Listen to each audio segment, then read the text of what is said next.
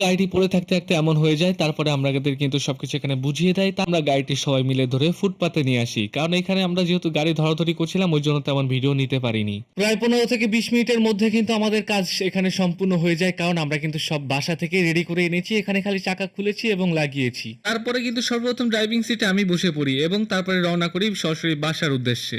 বাসায় আনতে, আনতে আমাদের প্রায় মাগরিবের আজান দিয়ে দেয়। তারপরে আমরা সবাই মিলে এক, এক হাতে কাজে লেগে পড়ি এই গাড়িটি কিভাবে নতুনের মতো করা যায়। দিনের বেলা কিন্তু আমরা ঘষা মাজা করে গাড়িটি চকচক করে ফেলেছি। এখানে কিন্তু কাকু চাকাগুলি লাগাচ্ছিল। ভিতরে কিন্তু এখানে আলে একবার রং করা শুরু করে রঙের কাজ শেষ করার পরে তারপরে কিন্তু এখানে গ্লাস লাগানোর পালা। আমরা কিন্তু উপরে একটি তাকের মতো গ্লাস করব। অনেকদিন পরে থাকতে, থাকতে কাচের আঠাটি নরমাল হয়ে গিয়েছে এবং আমরা সেই আঠাটি পুনরায় আবার লাগাচ্ছি যাতে করে এটা ভালো করে মজবুত হয়। তারপরের দিন সকালে আমরা সবাই মিলে কিন্তু ঘষা মাজা কাজ শুরু করে ফেলি কারণ আজকে আমাদের গাড়িটি আমরা পরিষ্কার করে ফেলবো। আর এট লাস্ট আমাদের কিন্তু ২-৩ দিন পর আমাদের গাড়িটা কিন্তু ফুল কমপ্লিট হয়ে গিয়েছে। এখন হলো আমাদের বাজারের পালা।